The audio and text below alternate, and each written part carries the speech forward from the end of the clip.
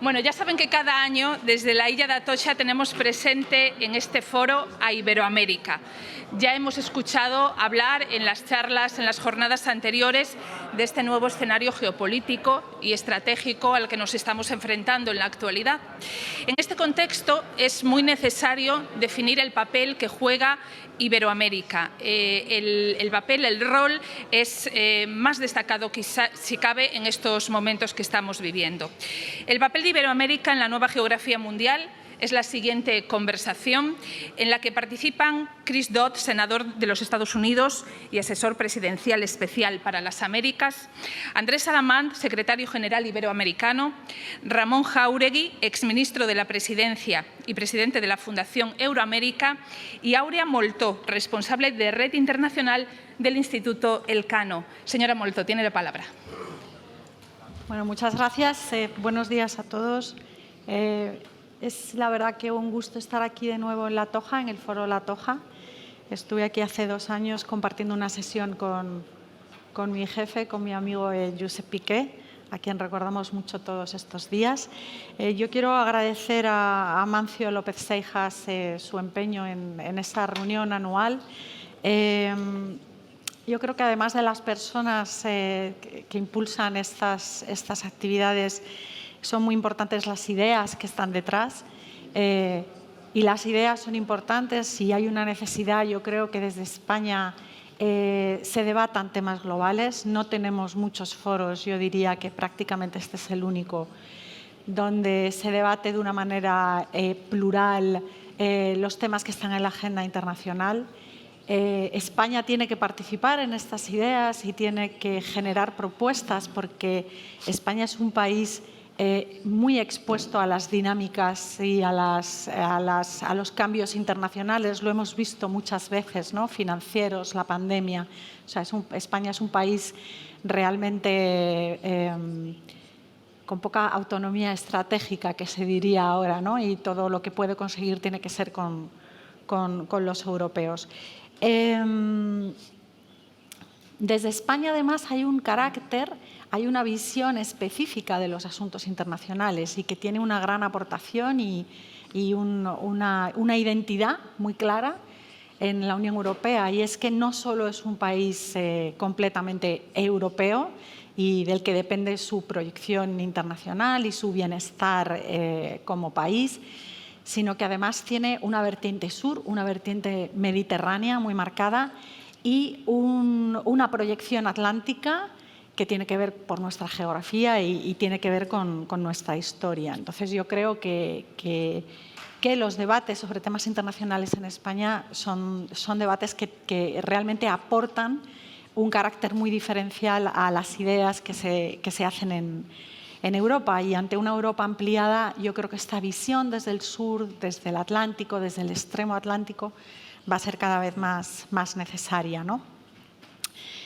La sesión, yo no quiero quitar mucho tiempo porque tenemos aquí a tres grandes expertos, a los que es realmente a los que queremos escuchar todos, ¿no?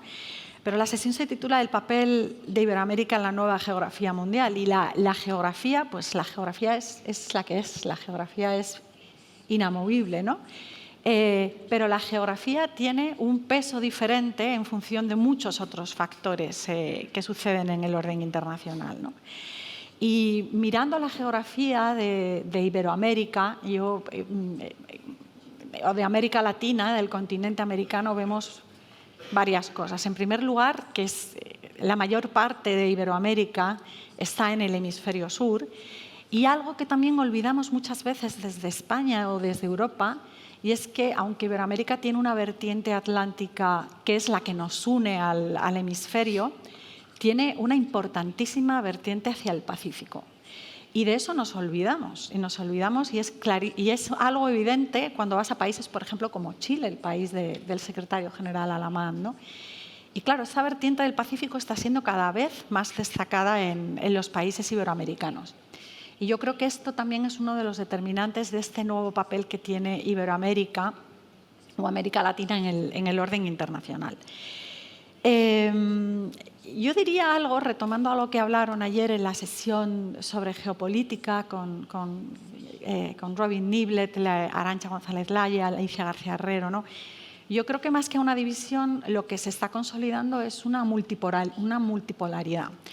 Y ayer quedó claro algo, que es que por más que se agrave incluso la rivalidad entre China y Estados Unidos, por más que hablemos de una división en dos bloques, Occidente, el sur global, etcétera, lo que pase en ese grupo, que Alicia García Herrero decía, yo no los voy a llamar el sur global, son los otros. Los otros, que es un grupo muy variopinto y que además son los que van a crecer y los que van a decidir realmente cómo se resuelva este escenario. Pues vamos a hablar de estos otros, y vamos a hablar además de unos otros que nos tocan muy especialmente, porque son los países de América Latina. Países donde una región, que hablamos de ella como si fuese un todo homogéneo, aunque en absoluto es así, pero sí en el conjunto de la región ha habido hasta ahora dos actores esenciales, Estados Unidos y España. Y con España, Europa. Han sido actores políticos de primer nivel, los principales actores en cuanto a ayuda a desarrollo e inversiones, y en este, claro, Europa sigue siendo el primer origen de la ayuda al desarrollo y de las inversiones en América Latina, y también comercial. Y es aquí en el comercial donde tanto Estados Unidos como Europa ha empezado a perder esta primera posición, ¿no? Y nos encontramos con un escenario mucho más complejo, con países latinoamericanos que son conscientes de que juegan un papel importante y que también quieren hacer las cosas y quieren relacionarse con todos los actores de manera diferente. Entonces, para entender este nuevo papel de los países latinoamericanos, y sobre todo yo creo que para sacar algunas ideas sobre cómo relacionarnos con ellos, sobre todo cómo relacionarnos con ellos, estos dos grandes actores, ¿no?, que son Estados Unidos y la Unión Europea, y muy específicamente España, vamos a hablar con el secretario general iberoamericano, Andrés Alamán, con el senador y enviado especial para las Américas del presidente Joe Biden, el senador Christopher Dodd, y con Ramón Jáuregui, presidente de la Fundación Euroamérica y una de las personas que más sabe de América Latina en nuestro país. La idea es tener tres visiones de Europa, de la propia región latinoamericana y desde Estados Unidos. Y me gustaría empezar con el secretario general, con Andrés Alamán, para que nos hiciese una primera introducción y nos explicase por qué Latinoamérica tiene esta nueva relevancia en el contexto internacional actual. Bueno, muchas gracias, Aurea, por la intervención. Quiero agradecer a los organizadores del foro por tener esta segunda oportunidad para conversar sobre estas materias tan importantes, estar con el senador Dodd y con mi buen amigo Ramón Jáuregui para tratar estos temas tan importantes. ¿Cómo vemos desde la Secretaría General Iberoamericana?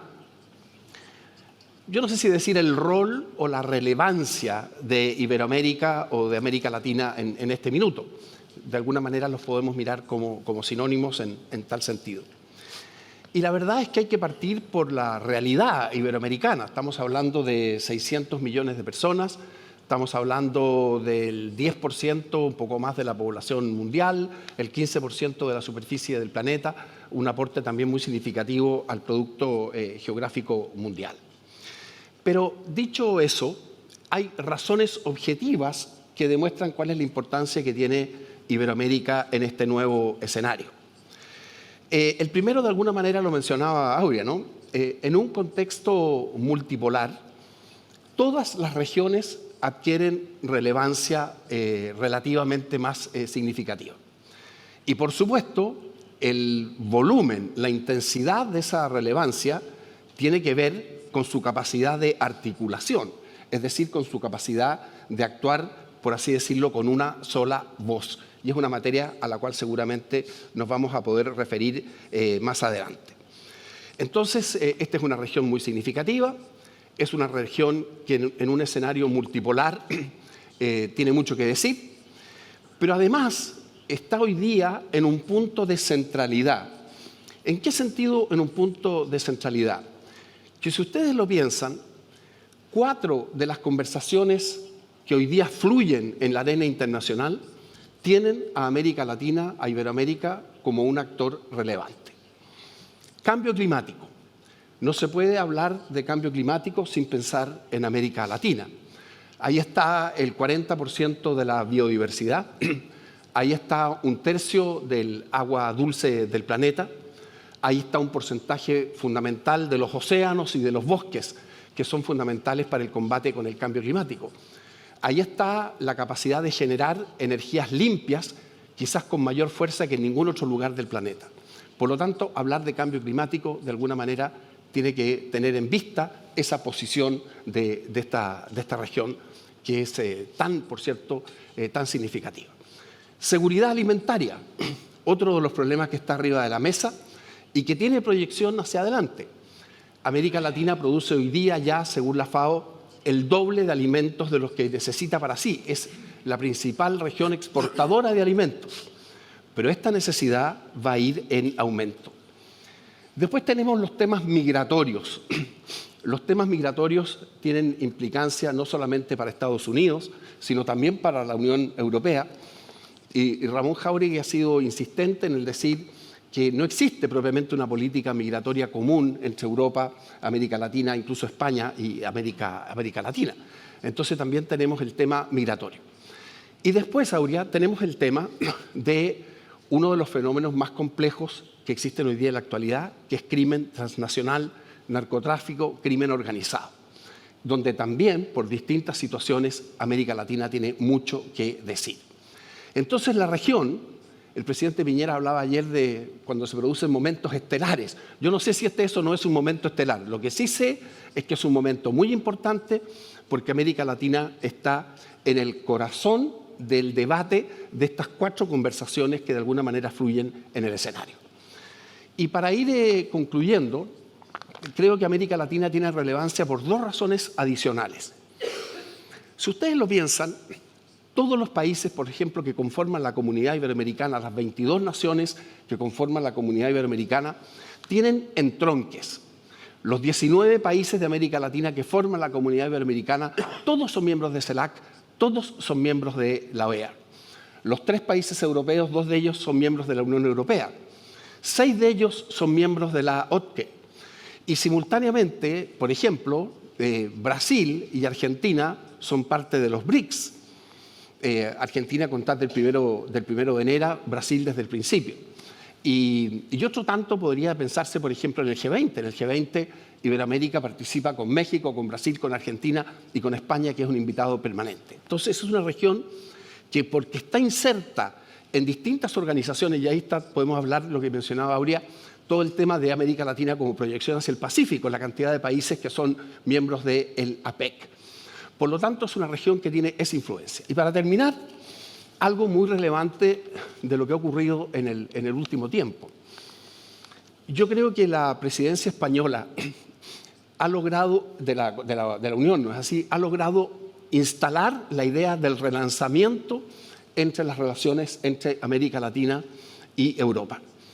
Y cuando Ursula von der Leyen dice que Europa pretende que América Latina sea su aliado estratégico, su aliado más significativo, ahí está mostrando también un enorme potencial que tiene hoy día Iberoamérica, América Latina, para ser un aliado estratégico global con algunos poderes tan importantes como son efectivamente Europa y también, por cierto, Estados Unidos. Si ustedes se fijan, hay muchas razones que de alguna manera permiten justificar la relevancia que tiene América Latina hoy en este contexto internacional. Muchísimas gracias, secretario general. Senador Dodd,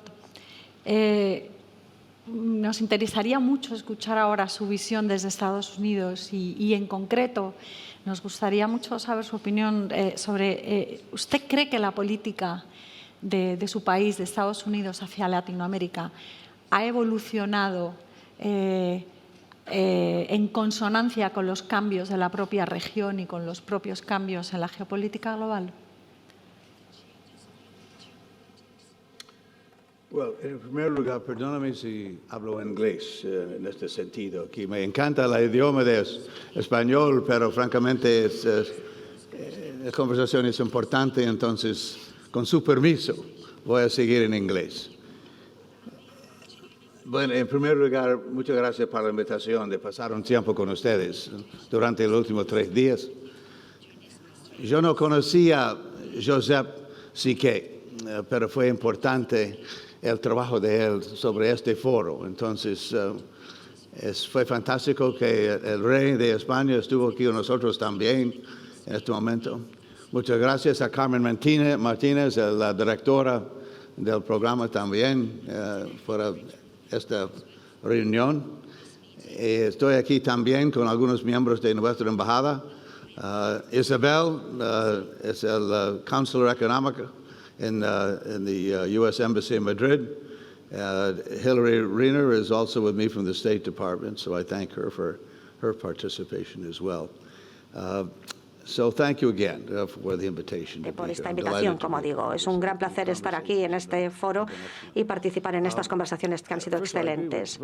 Bueno, estoy muy de acuerdo con lo que nos estaba diciendo el señor Alamán. La gente no se da cuenta muchas veces, pero bueno, representamos una parte muy importante de la población americana. Se habla de 7.000 millones de personas de población mundial. Y, bueno, más o menos hay una cantidad muy importante que está en América, desde Canadá a Tierra de Fuego. También somos el 50% de lo que es toda la zona terrestre, de San Paulo, México. Tenemos también una gran concentración de población, también más de tráfico, todos los problemas que causa. Bueno, yo creo enormemente que toda la parte de todo el continente americano, y sobre todo la parte latinoamericana y de Sudamérica, se infravalora. Muchas veces pensamos también que no son las zonas como más problemáticas, pero bueno, he hablado de población, de espacio terrestre. El 50% además de los bosques del mundo están en las Américas. La mayoría del agua dulce también está ahí, en el continente sudamericano. Tenemos también algunos de los minerales más raros del mundo, en toda esta parte de América Latina. El 33% de los alimentos que come el mundo vienen de aquí también. Y me quedo corto. Tenemos también enormes posibilidades aquí en términos de los recursos que proceden de ahí. Y estamos teniendo una gran cooperación. El presidente mexicano, por ejemplo, siempre ha apoyado todas las políticas que tienen que ver con la migración de formas muy directas y ha desarrollado también relaciones muy buenas con el presidente Biden. Bueno, no voy a seguir con esta lista, pero hoy hay más democracias emergentes en América Latina. Muchos de los que estáis en esta sala recordaréis los días de estos gobiernos militares y de todos los problemas en Brasil, en Uruguay, problemas en América Central, en Colombia. Y con esto no quiero decir que todo esté funcionando maravillosamente bien, pero es diferente. En América Latina, la izquierda, además, no es una izquierda revolucionaria, es una izquierda política. Me recuerda a la izquierda de mi propio país y de Europa también. La mayoría lo hacen bastante bien. Con el presidente Petro, por ejemplo, ha habido ciertos problemas. Ha habido también en Panamá ciertos problemas. Ahora tenemos un nuevo presidente en Paraguay que creo que es una persona joven y que realmente tiene buenas ideas y las está poniendo ahí sobre la mesa. Ya sé que hay ciertas dificultades en elecciones que pueden venir ahí. En Argentina, el presidente Lula, por ejemplo, y Joe Biden han desarrollado una gran relación en los últimos años. Así que con todo esto yo me siento optimista, pero va a hacer falta cooperación. Y la razón de que estemos aquí es, precisamente eso. Este es el principal país en Europa que entiende esto. España, dado su historia, cómo ha participado. Nosotros necesitamos aliados en Estados Unidos. Podemos competir sobre cuotas de mercados unos con los otros, pero compartimos ciertos valores comunes, deseos y ambiciones en comunes con respecto a América Latina. También compartimos ciertos problemas, evidentemente, ciertas controversias, pero sin duda en España se comparten muchas cosas con Estados Unidos con respecto a cómo vemos América Latina. Y creo que estas relaciones bilaterales entre nosotros pueden ayudar. Yo soy muy amigo de Joe Biden, estuvimos juntos durante muchos años en distintos comités en el Senado, lo conozco muy bien. Es una persona fuerte, que está bien, hablo con él con frecuencia. No lo veo todos los días, no es ya como un amigo personal ahora, porque es el presidente de los Estados Unidos, pero llevamos realizando muchas reuniones bilaterales con muchos de los líderes de América del Sur, América Central, la zona del Caribe, y le encanta la región. En estos últimos años, los años que estuvo en el Senado, no tenía mucho interés en esta zona, estaba más interesado en Europa y demás. El presidente Obama, sin embargo, le pidió que aceptase el portfolio de América Latina, y lo hizo, y a partir de ahí se desarrolló un gran interés en la región. Así que, al empezar su presidencia, casi inmediatamente empezó a pensar: tenemos que desarrollar una gran alianza con los grandes líderes de América Latina. Y por eso estoy hoy aquí, por eso me siento aquí. No haría este trabajo si no fuese un poco en nombre del presidente. De hecho, estoy seguro de que sus deseos y ambiciones siguen el camino que tienen que seguir. Podemos preguntarnos muchas veces, ¿cuánto de éxito va a tener esto? Pues no lo sé, dada la historia de muchas de nuestras relaciones, no sé, pero muchos de los que estamos aquí nos preocupan enormemente este tema, y no vamos a sentarnos simplemente y desear que algo pase. Vamos a trabajar duramente para que pase. No se trata de quejarse solo de lo que va mal, sino que hay que ver el valor, las oportunidades. Y yo puedo garantizar que sería un gran error no sacar ventaja de esta oportunidad que tenemos de hacerlo, por así decirlo. No sé si todos vamos a sacar ventaja, pero la ventana está abierta. Pero claro, es una ventana que también se cierra muy rápido. Pero hoy la ventana está abierta, dada la enormidad de países que siguen el camino correcto en la región. Y por cierto, recuerdo ir a Santiago al 50 aniversario, que es del golpe que se celebró hace un par de semanas. Fue, casi 12 horas como una especie de misa, una ceremonia de celebración. Fue muy bonita. Había muchos estados de fuera de Chile, había muchísimos presidentes que participaron. El joven presidente de Chile nos dio un discurso de unos 12 minutos, y yo, la verdad es que, estaba muy preparado para hacer algunos y aceptar ciertos comentarios sobre Estados Unidos y su papel cuando sucedió el golpe. Pues no se mencionó ni una sola palabra en esas 12 horas. Hoy, quiero recordar, Isabel Allende habló, el ministro del Interior, Boris, hubo muchísimos ponentes. Realmente la ceremonia fue maravillosa. Los familiares de todos los desaparecidos participaron, todos aquellos familiares de quienes habían perdido la vida. Y yo sé que la tentación era fuerte, pero nadie intentó poner sobre la mesa el tema de qué pasó con Estados Unidos en 1973. Así que, no quiero señalar demasiado esto, pero creo que estamos como en buena forma y tenemos una buena relación de trabajo con prácticamente cada uno de los jefes de Estado de América Latina. Todos quieren hacer negocio con Estados Unidos y con Europa. Y lo digo, sinceramente, el mundo ha cambiado. Podemos hablar de muchas de estas cosas, pero, yo tengo esperanza en la presidencia del señor Biden, en de que veremos cambios en Venezuela, también con tiempo en Cuba. En Nicaragua quizás es un poco más difícil. Ya sé, conozco a Daniela, estoy muy consciente de algunos de los problemas que ha habido en el país. Sé que a veces es difícil entender muchas de las cuestiones de liderazgo allí y todo. Quizás es un problema mayor, pero creo que tengo esperanza en que podamos tomar ventaja de estas oportunidades de este siglo XXI y construir las oportunidades que necesitamos. No podemos seguir con políticas que tienen 70 años de antigüedad sin considerar cambios. Una de las mejores relaciones que tenemos hoy en día en el mundo es con Vietnam. El presidente Biden acaba de visitar Vietnam. ¿Y por qué? Pues dos personas, por John McCain y John Kerry. Los dos heridos. John McCain estuvo 5 años en una situación terrible. Y cuando John McCain dijo, yo creo que tenemos que normalizar las relaciones con Vietnam, nadie se puso de pie y objetó. Que era John McCain que había pedido la normalización con Vietnam después de lo que había pasado personalmente. Y John Kerry también. Fueron ellos quienes lo hicieron posible. Por desgracia, no tengo a John McCain y a John Kerry en América Latina. Ni que hayan estado en el Senado, pero sí que creo que esto ha cambiado, sin duda. Sé lo suficiente sobre el señor Biden, además, como para saber que va a estar dispuesto a cambiar las dinámicas en la América Latina. Así que yo veo todo esto con gran optimismo. Bueno, he pasado 40 años en el Congreso y la verdad es que si no fueses como yo, creo que nadie sobreviviría a esto. Así que, bueno, no es nada personal, pero me interesan, por lo tanto, mucho las cuestiones que se pongan aquí y ver cómo podemos trabajar sobre esto juntos. Pero es clave señalar que la relación entre España y Estados Unidos es fuerte, con gran poder y funciona bien. Y creo que no lo decimos lo suficiente.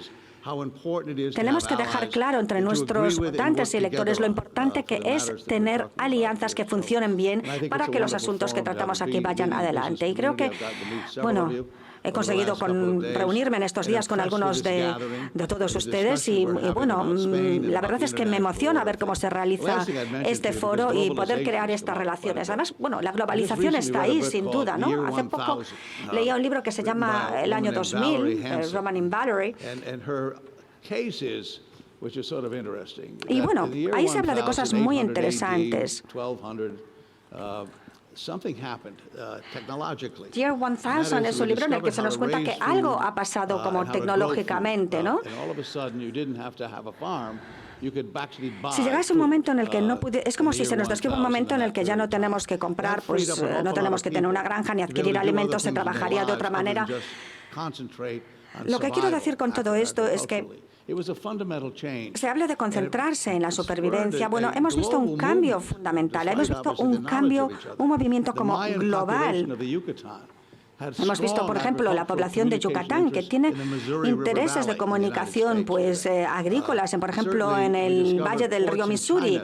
Hay también cuestiones, pues a lo mejor hemos descubierto, pues China, por ejemplo, qué pasa con Europa, etcétera. La globalización un poco es parte de todo esto.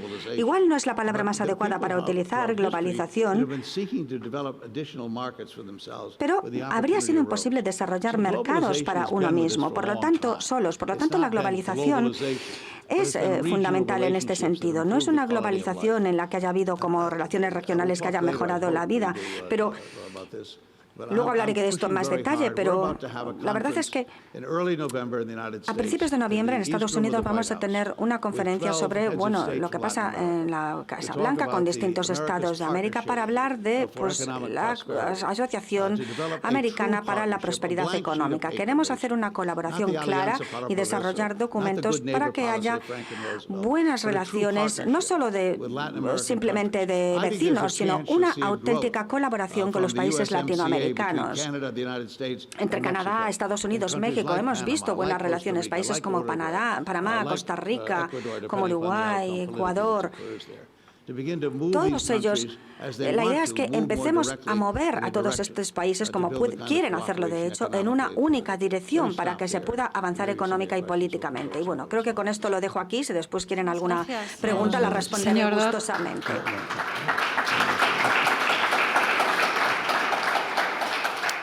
Y yo creo... Muchas gracias. Y yo creo que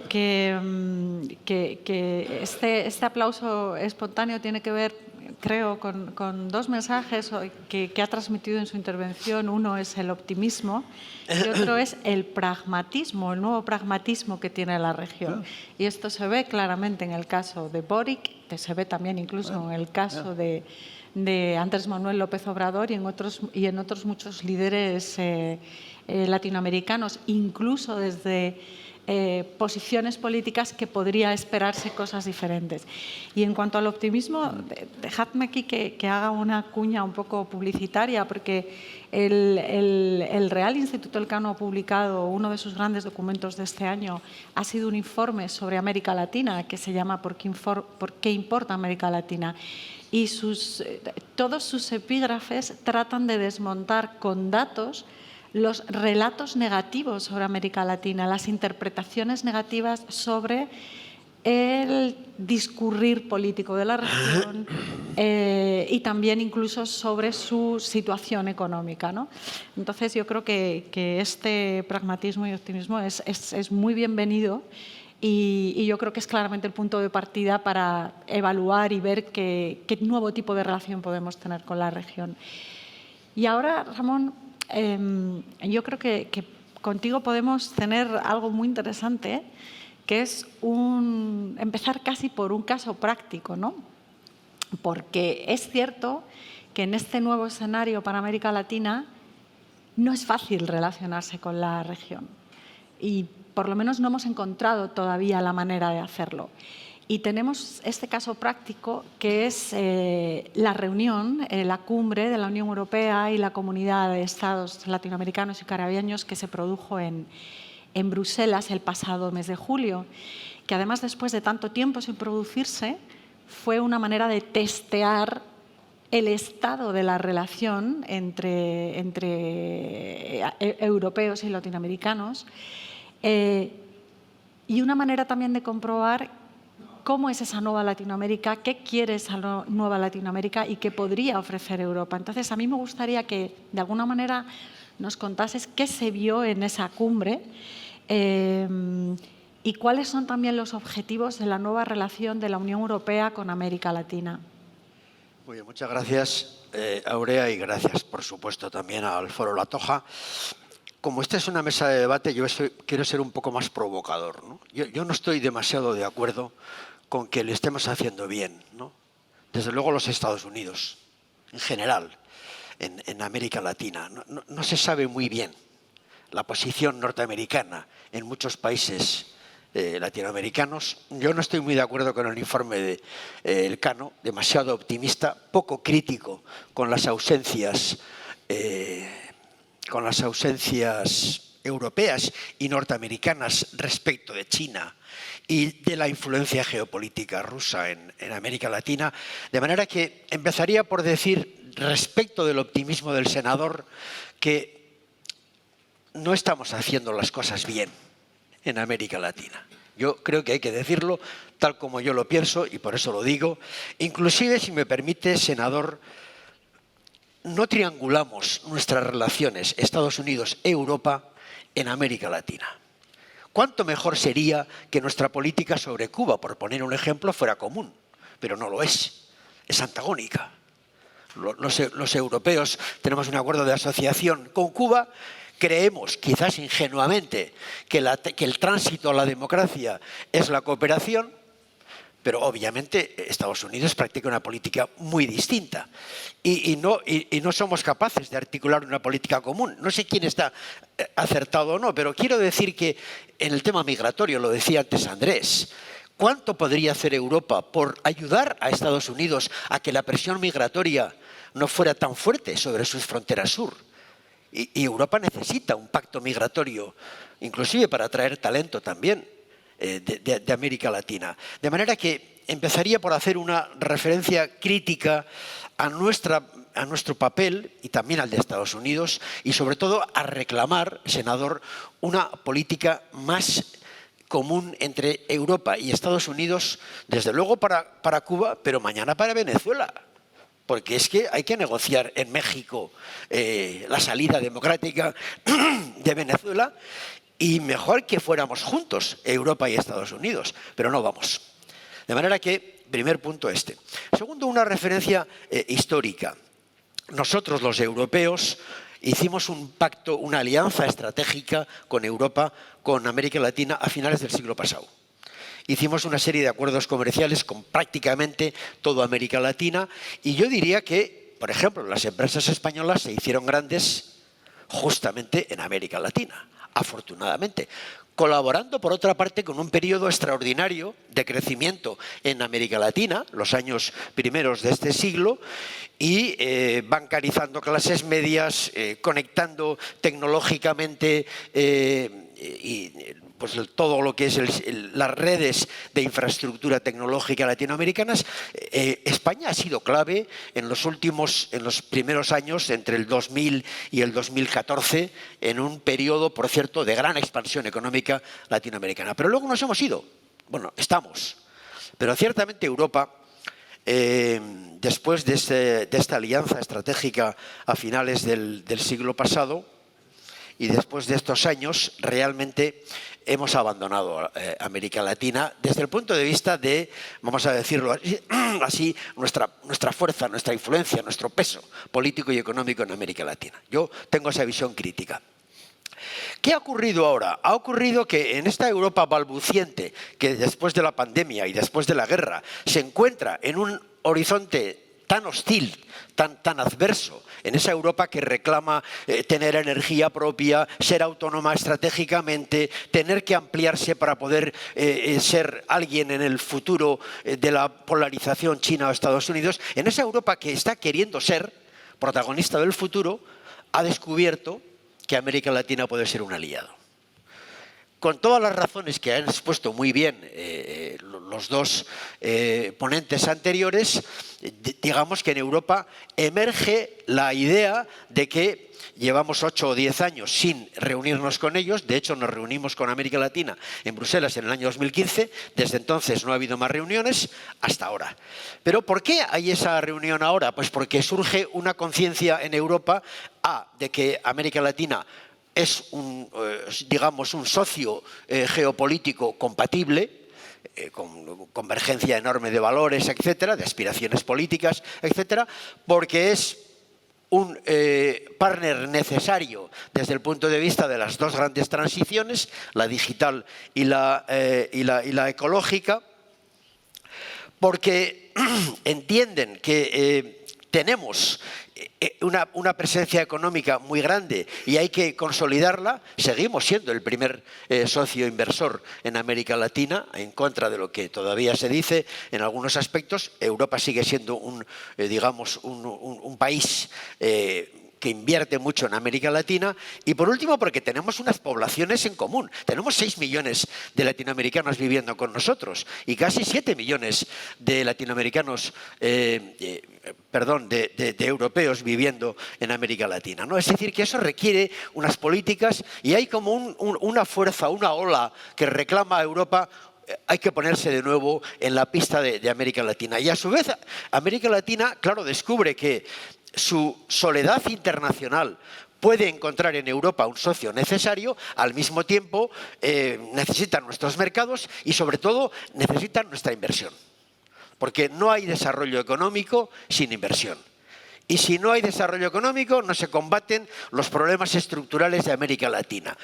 Pobreza, desigualdad, informalidad laboral, bueno, los problemas que ya conocemos, productividad, etcétera, ¿no? Entonces, esa, digamos, convergencia, no voy a decir planetaria, pero esa convergencia entre nuestros intereses y los intereses latinoamericanos generan la cumbre de este año en el julio de Bruselas. Un éxito. Yo creo que hay que decirlo así, un acierto de la iniciativa española en la presidencia de la Unión, un éxito celebrarla en Bruselas para que no sea una cuestión ibérica, sino europea, y comprometer a las cancillerías europeas. Un éxito porque se aprobó una resolución, que no es fácil ponerse de acuerdo con los 60, porque también hay que poner de acuerdo a los 27 europeos. Obviamente retórica, un poco tenue en muchas cosas, pero un acuerdo, inclusive con el éxito de que un país como Nicaragua no lo firmó, mejor. De manera que yo creo que por ese lado bien. Y por último, y respondiendo a tu pregunta, Aurea, la cumbre da, por así decirlo, apertura a un nuevo marco de relación económica. Y lo que hace es elaborar una agenda, Global Gateway, aplica el Global Gateway, que estaba pensado como una respuesta europea a la ruta de la seda, pero la plantea aplicada directamente a América Latina.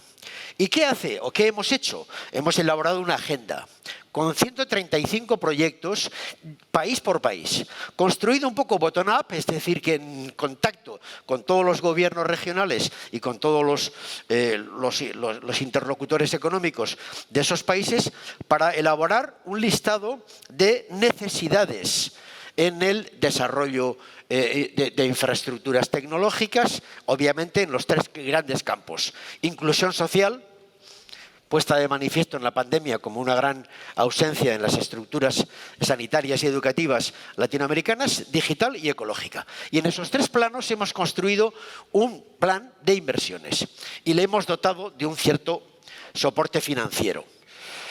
Bueno, insuficiente en mi opinión. ¿Qué nos falta? Y con esto acabo. Nos falta poner en marcha eso. Es decir, nos falta construir el edificio de esa nueva alianza estratégica con América Latina sobre la base de estas convergencias y volver a reconstruir la presencia política y económica de Europa en América Latina. Y, por supuesto, ojalá, senador, que seamos capaces de construir un marco de relación con Estados Unidos para influir y para resolver mejor los problemas democráticos, económicos, sociales de América Latina. Esa es un poco la idea de lo que se ha producido en la cumbre de Bruselas. Pues muchísimas gracias, Ramón, por además también haber añadido una primera dosis de crítica perfectamente argumentada a este debate y por haber sacado también un elemento esencial que se ve en este momento de intentar reenganchar con la región, que es cierto oportunismo, ¿no? Cuando nos referimos a por qué queremos volver a por qué Europa ahora considera que América Latina tiene que ser un socio esencial, ¿no? Y oportunismo tiene que ver también pues, con la dependencia de muchas materias primas allí, con la necesidad de tener otros socios en el mundo para poder sacar adelante, para tener un papel con mayor peso, ¿no? Y en este sentido, Andrés Alamán, yo quería preguntar, ¿qué necesitan porque parece que tenemos claro lo que necesitamos los europeos de nuestra relación con América Latina, pero ¿qué necesitan hoy los latinoamericanos, tanto de su relación con Estados Unidos como con la Unión Europea? ¿Qué piden de esa relación? A ver, yo creo que ha sido muy importante la conversación para dejar en relieve esta importancia que hoy día América Latina tiene en el escenario y esta suerte de relanzamiento de este interés recíproco de Europa y América Latina y como ha expresado también el senador Dodd, también un enfoque, ¿no es así?, de Estados Unidos precisamente hacia la región. Entonces, lo primero que a mí se me viene en mente es precisamente que hay que aprovechar la oportunidad. Aquí se hablaba de una ventana, efectivamente esa ventana existe y es fundamental precisamente aprovecharla. Ahora, más que qué se requiere o qué se necesita, ¿qué surge, no es así, como yo diría, las bases de un entendimiento que permita aprovechar esta oportunidad? Yo diría que aquí lo que se requiere, bueno, son varias cosas, por supuesto, en el plano de las inversiones, en el plano del comercio es bastante obvio, pero yo en general diría dos cosas. Diría que América Latina exige respeto por su autonomía en política exterior. Y eso es algo particularmente significativo. América Latina es un actor que tiene sus intereses, que tiene sus principios y que en definitiva no se siente cómodo cuando siente que los poderes globales pretenden, sin su concurso, alinearlos en una determinada posición. En consecuencia, el reclamo de América Latina es al respeto por su autonomía en términos de su política exterior, que podrá tener distintas facetas. Algunos lo consideran que en el caso de las pugnas de las distintas potencias o de los poderes globales tiene que haber una política más de equidistancia, otros consideran que tiene que haber una política de mayor neutralidad. Ahí los países se mueven de distinta manera y la variedad de América Latina es distinta. Pero ¿qué es lo que exige América Latina? América Latina exige respeto por su autonomía en términos de su política exterior y en la defensa cabalmente de sus intereses. Y esto se ve, por ejemplo, cuando de pronto surgen desde parte de los poderes globales una visión respecto de China. Entonces se dice, mire, queremos que América Latina respecto de China haga esto o queremos que América Latina de China haga esto otro. Pero a veces no se considera, ni más ni menos, que China tiene una presencia instalada en la región que no puede ser pasada por alto. China, salvo con la excepción de México, es el primer socio comercial de todos los países de América Latina. Entonces yo creo que el tema de un respeto por la autonomía en su política exterior es muy importante.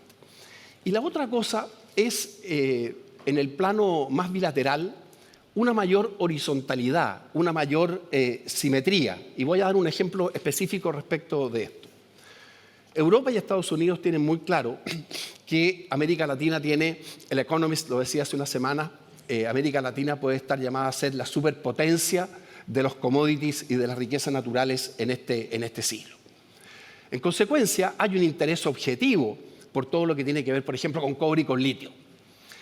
Pero lo que América Latina reclama no es solamente un financiamiento, la tecnología, para tener una economía extractivista como es la que caracterizó en el pasado. América Latina lo que requiere es tecnología e inversión, no solamente para extraer esa riqueza natural, sino para agregarle valor y, en definitiva, generar un desarrollo que hasta ahora no ha tenido. Entonces, cuando hablamos de esta horizontalidad, lo que estamos diciendo es que ambas partes no solamente deben tener conciencia de lo que cada cual requiere de la otra, sino lo que la otra requiere de sí misma. En consecuencia, esa horizontalidad, esa capacidad para ponerse en la posición de la otra parte es particularmente exigente. Y en el ámbito internacional, yo diría que lo que a América Latina le gustaría es que algunos de los temas que son extraordinariamente importantes para sí misma fueran también parte de la agenda común. Por ejemplo, hoy día, y esto viene fuerte desde el sur global, la discusión respecto de la arquitectura política internacional y sobre todo sobre la arquitectura financiera internacional. El reclamo de los países que vienen del sur global, que es la nueva expresión, es que los mecanismos de financiamiento no son los adecuados para generar desarrollo o para contribuir, no es así, a la transición energética y también para la búsqueda de los objetivos de los ODS. ¿Qué le gustaría a América Latina? A América Latina le gustaría que esa conversación pudiera ser trabajada en conjunto por Europa, Estados Unidos y la propia América Latina. Pero lo que quiero decir es que no se puede pretender que América Latina participe en la conversación global respecto solamente de aquellos aspectos que son de importancia para esos poderes a los que me estoy refiriendo, sino que tiene que haber una agenda común para precisamente tener ese tratamiento de temas. Entonces yo diría en simple, respeto por la autonomía en la política exterior, mayor horizontalidad en la relación bilateral y agenda común en términos de los temas que forman parte de la discusión en la arena internacional. Muchas gracias, secretario general. Señor Dot, acabamos de escuchar ya uno de los grandes elementos, ¿no? Ahora mismo en la discusión y en la dificultad para tratar con China, pero también, digamos, en uno de los motivos de querer relanzar la relación con China, con América Latina, quiero decir, y este elemento es China. Y me gustaría que nos contase si Estados Unidos está preocupado por el avance de China en la región y cómo lo ve, cuál es la valoración que hacen.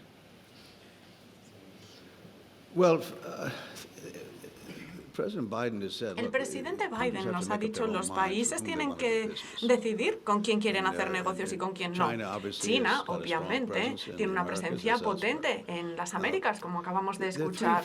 Hay tres maneras de prestar asistencia. España, Estados Unidos se concentran en cuestiones comerciales y la inversión directa extranjera. Los Estados Unidos, España son los dos principales inversores o comerciantes en la zona y estamos muy cercanos también en cuanto a esas inversiones directas. China presta dinero. De hecho, estuve con Lasso, el presidente Lasso de Ecuador, en una reunión en la que me dice, mira, mañana van a venir a Quito y van a meter aquí $140 millones prácticamente sin intereses.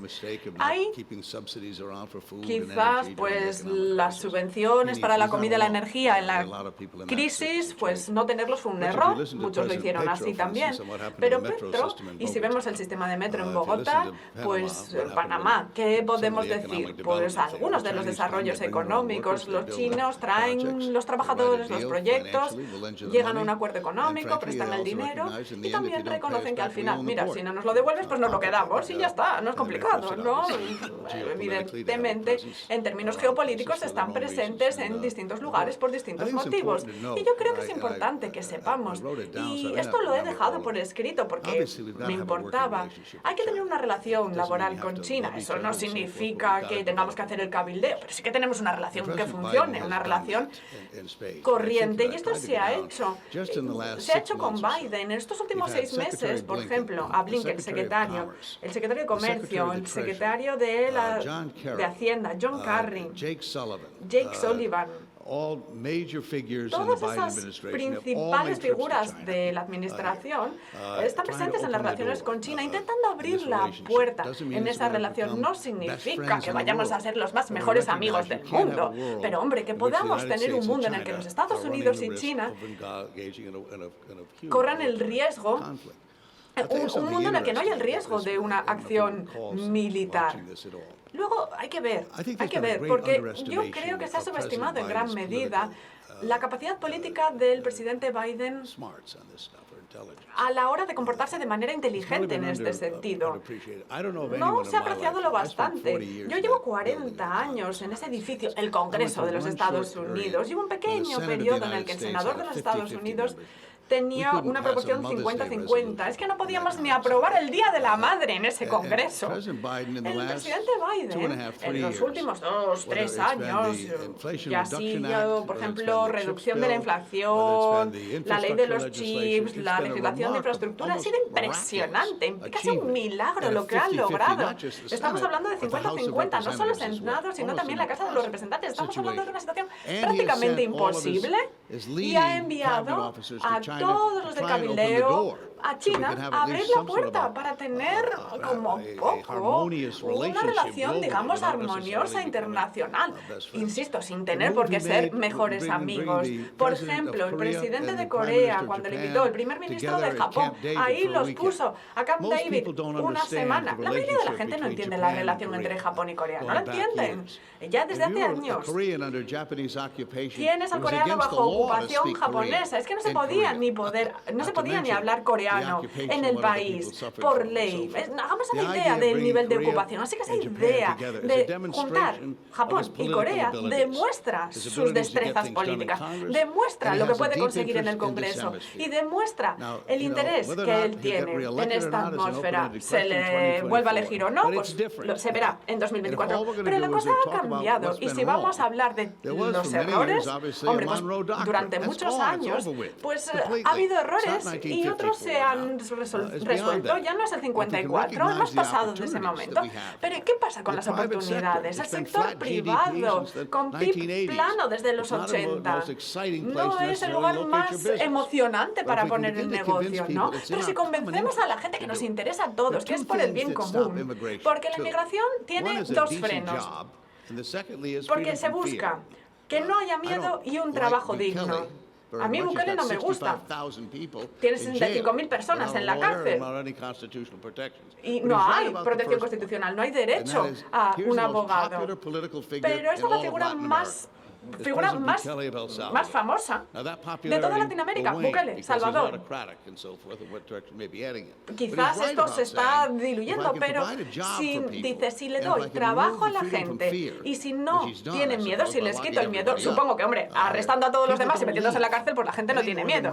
Pero ahora la gente ya no se va. De hecho, tenemos que entender que mis ancestros se fueron de Europa por problemas económicos, políticos. No es que se quisieran ir, es que tuvieron que irse, tuvieron que hacer las maletas y largarse. Si queremos hacer frente a la inmigración, ya sea en Estados Unidos, en España, pues entonces hay que dar oportunidades a la gente. La gente no se va del país por un idioma. Los Estados Unidos vamos a tener en los próximos 5 años al país con mayor número de hispanohablantes. Hasta ahora tenemos a México, pero la población de Estados Unidos está cambiando de manera drástica. Y dar, por supuesto, qué vamos a hacer o que lo que hemos hecho predice lo que vamos hacer, yo creo que arruinaría el liderazgo. Queremos más inversión privada. Tenemos el Fondo el Banco de Desarrollo Interamericano en Europa, tenemos al Banco Mundial con el nuevo liderazgo, tenemos a Vanguard. Todos ellos están trabajando estrechamente con nosotros para saber cómo podemos fomentar este tipo de inversión en la región. Es cuestión de apostar. Sí, lo sé, es apostar. Ya lo sé, porque si lo supiéramos cómo hacer, todos lo haríamos, ¿no? Pero hay riesgo. ¿Qué estamos haciendo? Tenemos a esos líderes políticos, empresariales. Hay que intentarlo, hay que apostar. Hombre, porque si no lo intentas, si no haces absolutamente nada, ya te digo yo lo que va a pasar. Pues nada. Pero si lo haces de manera proactiva, de manera positiva, ahí puede que empieces a cambiar las cosas, puedes marcar la diferencia. Y ese es nuestro objetivo. Y yo creo que esa relación en Europa es España. España y Estados Unidos, por nuestro interés, por nuestra historia, porque hemos aumentado la posibilidad de éxito si combinamos nuestros esfuerzos. Si fuera solo los Estados Unidos con Biden, la probabilidad de éxito es pequeñita. Pero si ampliamos esa base de gente que se compromete con nuestro esfuerzo, ahí sí podemos marcar la diferencia en el siglo XXI, económicamente para nuestros negocios, en nuestros países, y también para el pueblo sudamericano y de Caribe y del Centroamérica. Ese tiene que ser el objetivo. Así que me disculpo por ser optimista, pero es que yo creo que si no nos condenamos a comportarnos siempre de la misma manera y a repetir los mismos errores una y otra vez. Intentemos cambiar. Tenemos el cambio ante nuestras narices. Hay muy poca gente que entiende el momento en el que las cosas se abren al cambio, a las oportunidades. No es lo mismo que ayer, no es lo mismo que la semana pasada. Si entendemos el momento en el que vivimos, y yo creo firmemente que vivimos en un momento aquí en el que si aprovechamos lo que tenemos ante nosotros conseguiremos resultados inimaginables hace solo unos pocos años. Eso es lo que quiero decir, porque China, el secretario de Defensa intenta reunirse con ellos. ¿Qué pasa? Pues que la gente pensaba que Biden no iba a ser un presidente fuerte. Pensaban que iba a perder las elecciones de medio plazo. Y en Bali, al final de las elecciones, ahí estaba. Todo el mundo pensó, bueno, nada, ya está, fuera los demócratas, fuera Biden. Y justo pasa lo contrario. De repente, el mensaje cambia. Pues o se equivocó de pleno al relacionarse con Rusia, con Ucrania. Pensaron que iba a ser un modelo, a lo mejor como lo habían hecho en Taiwán y salirse con la suya y que iba a ser un desastre. Al final dieron marcha atrás y Biden va a seguir llamando a las puertas, todas esas puertas para poder tener algún tipo de relación, para poner fin al miedo, al conflicto. Eso es lo que yo quería decir. Pero si no empezamos con una propuesta de manera que esta comunidad en concreto haga todo lo posible, entendiendo el impacto del liderazgo comercial de este país, porque puede marcar una diferencia enorme desde aquí, también con impacto en las decisiones políticas, ya sea el presidente Sánchez o la oposición. La cuestión es llevarlo a otro nivel. No podemos ir dando tirones para adelante y para atrás en función de la política de ese año. Necesitamos ese impulso que espero continúe en los próximos años, y es un tema muy importante y lo será también para el foro del Atocha, porque esta es una de las oportunidades que tenemos para el pueblo americano y para nuestros amigos en España y en otros lugares de la Unión Europea. Aparte que el tiempo se ha terminado, yo tenía una pregunta para... Did I filibuster by mistake? No. It was perfectly fine. Senators have a tendency to filibuster. Yo tenía una pregunta para Ramón, pero conforme escuchaba al senador me daba cuenta que la pregunta tendría que ser otra. Y yo lo que creo es que de aquí a un año estaremos en la recta final de unas elecciones presidenciales en Estados Unidos que son claves. Y yo lo que animo a los organizadores de la Toja es que el año que viene se repita esta mesa con un objetivo mucho más práctico, que es quizá hablar de una agenda compartida de la Unión Europea y de Estados Unidos hacia América Latina, y específicamente de cómo España puede ser un actor esencial en articular esa agenda. Porque yo creo que la necesidad, la oportunidad y la disponibilidad la ha dejado muy bien marcada el senador Dodd. Creo que Ramón también ha señalado la necesidad de que esta relación se triangule y funcione bien. Y luego hay algo esencial, que los espacios se ocupan cuando se quedan vacíos.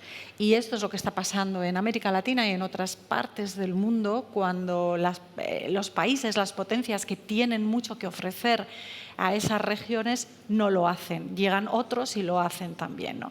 Entonces yo siento, Ramón, no darte otro turno de palabra. No hay problema. Y aquí dejo sobre la mesa la idea de que el año que viene se pueda repetir esta sesión con un programa de qué vamos a hacer y con quién lo vamos a hacer. Muchísimas gracias a todos.